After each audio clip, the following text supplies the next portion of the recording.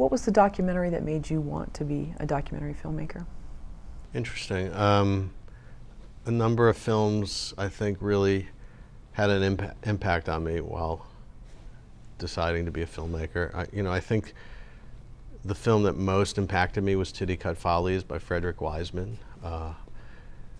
An unfiltered view into this mental institution and the kind of access that today is almost, well, access and a complete lack of awareness amongst people that they were being filmed, which I think we achieved in Brothers Keeper. I think the people in Brothers Keeper, the brothers, didn't really understand what a film meant, and so we got really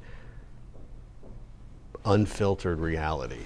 And that's what I felt in Titty Cut Follies. It's just this incredible immersion into a world that you may not think you want to go, but by going into that world and taking that journey that the film offers, it drops you on the other side as a changed person, because it makes you think so deeply about your own life and life in general. And to me, that's the mission of a documentary.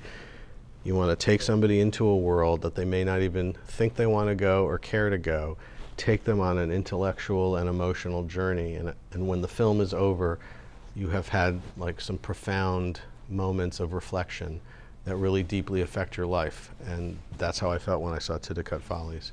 The other film that was incredibly influential to me was Thin Blue Line. I was not a filmmaker yet, and seeing Thin Blue Line at a cinema with the Miramax logo, thinking, wow, this is a documentary made for the theatrical audience. That really spoke deeply to me, because I loved movies, I loved the theatrical experience, but that was the film that made me think, okay, I want to make movies, documentary movies, in a cinema, for the cinema, for a theatrical audience, which of course these days that's harder and harder to come by, and we can talk about the impact of streaming and all that, but Brothers Keeper was an attempt to make a film for theatrical audiences at a time that the theatrical documentary was quite a rare breed. And so I think Thin Blue Line really,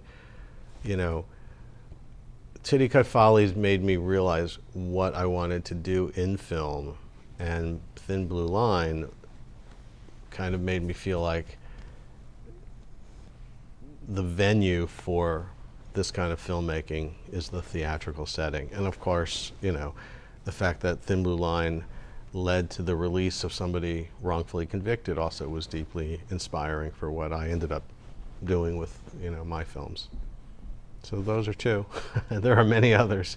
John Cassavetes, actually, I would say, is an even bigger influence, because I love what Cassavetes did with scripted material, what I feel we do with unscripted material, kind of the inverse. Like just, Cassavetes would make you feel like you're watching something incredibly authentic, but it's a movie. And I feel like what we attempt to do with this style of documentary making is to tell a very truthful story, but to do it in a cinematic way that feels like a piece of cinema.